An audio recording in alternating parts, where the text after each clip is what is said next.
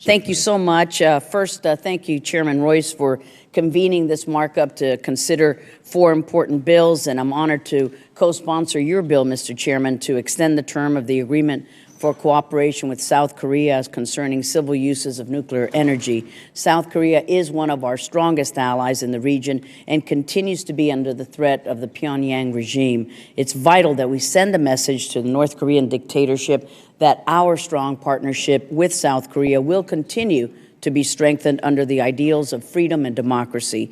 Second, I'd like to thank Ranking Member Engel for bringing forward his bill to improve our export policies. We must advance policies that support American manufacturing in order to bolster private investment and create more jobs in our nation. At the same time, we must balance our economic interests with our national security interests. We must strengthen our controls so that we can prevent terrorists and rogue regimes from acquiring our military technologies and sensitive information.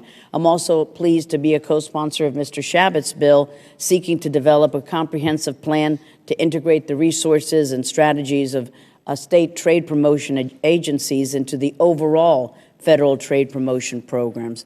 And this bill is crucial in order to develop real and concrete metrics to improve transparency and accountability with state promotion agencies. But lastly, I'd like to commend my dear friends, Senators Menendez and Rubio, who along with Senators Corker and Udall brought forth an important bipartisan bill to reform a wasted agency, which is the Organization of American States.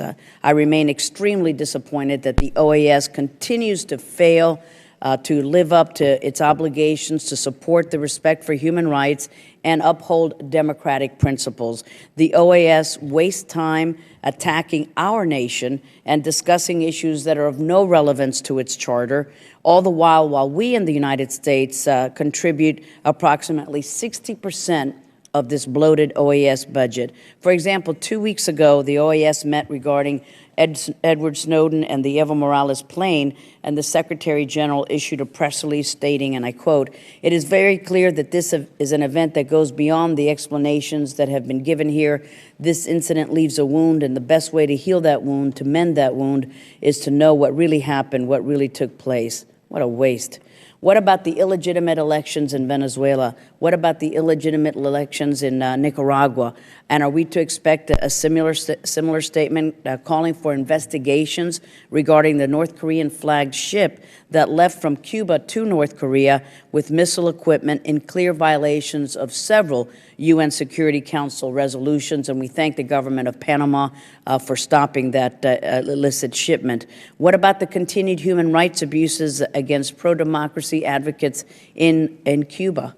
The OAS remains silent on all of these important topics, fails to live up to any of its obligations, does not hold accountable any despotic regime that oppresses millions of people within our hemisphere. So I fully support reforming the OAS, changing its funding stream by moving the dollars from assessed contributions to voluntary contributions in order to strengthen our mission at the U.S. and ensuring that U.S. taxpayer dollars are put to good use and no longer go to waste as they are in the OAS right now. Thank you, Mr. Chairman. I thank the gentlelady.